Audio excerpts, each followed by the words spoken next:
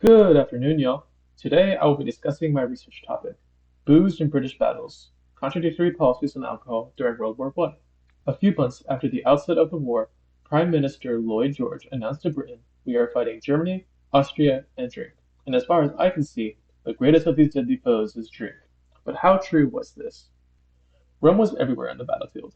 As one soldier said, one could only smell blood and rum. The rum would be distributed to soldiers via these large jars. Soldiers would bring their cups and often mix the rum into their food and drink.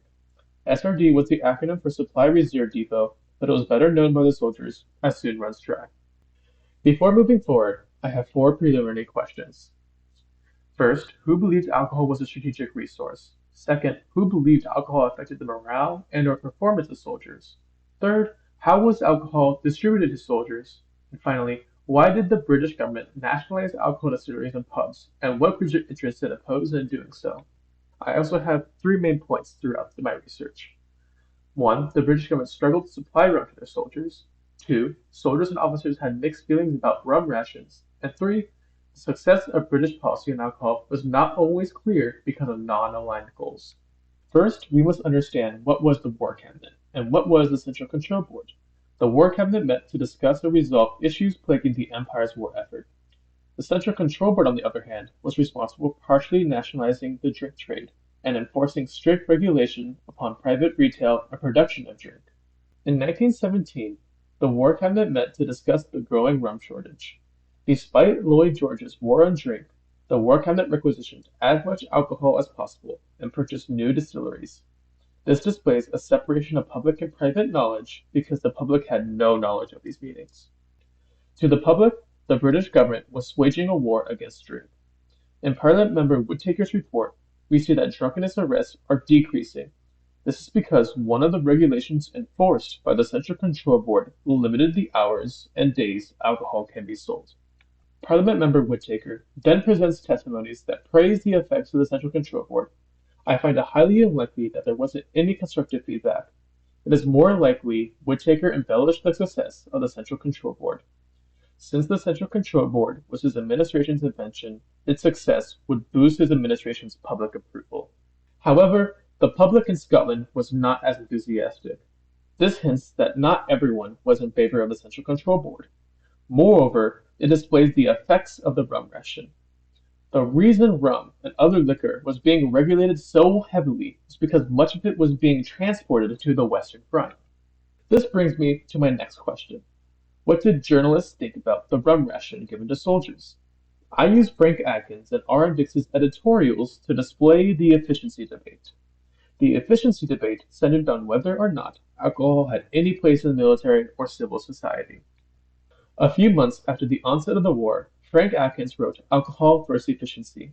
He argued alcohol decreased the efficiency of all activities.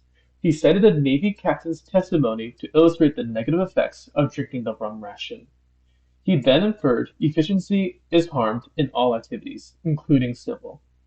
There was truth to Atkins' statement. Soldiers who drank too much rum became a danger to their comrades. Any minor miscalculation could have led to massive friendly casualties. For example, a British artillery barrage that was miscalculated could have landed on British trenches. R.M. Dix did not agree with Atkins' argument. He argued that rum should remain in use by the military. He belittled the Navy captain's testimony and broadly claimed that officials in the military supported his view. He shamed Atkins for wanting to deprive soldiers of what little physical comfort they had left.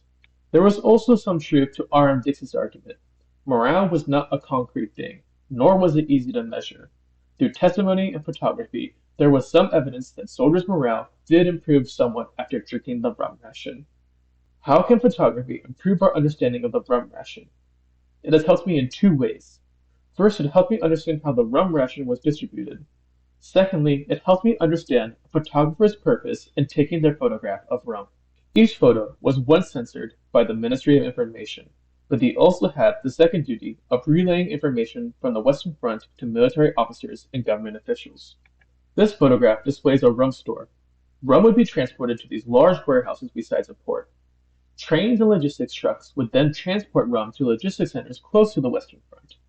By the time rum reached its final destination, it was likely some rum was lost or stolen. This only increased the rum shortage. This photo presents a soldier sifting through used artillery shells and empty rum jars. To the Ministry of Information, this was simply the aftermath of the Battle of the Somme, but to the photographer, this was something more. The soldiers of the Somme died for a few inches of land. Their bodies were lost, yet the rum jars remained. The photographer's likely purpose was to illustrate a senseless war. But it wasn't senseless. Items like rum, that were once luxury goods, have raised importance because of their use on the battlefield. Like rum, drones, cell phones, and other items can be used in new ways during conflicts of the present. British rum rations also give us an example of how a government manages public opinion, something which has only become even harder with the invention of the internet. Thank you. Are there any questions?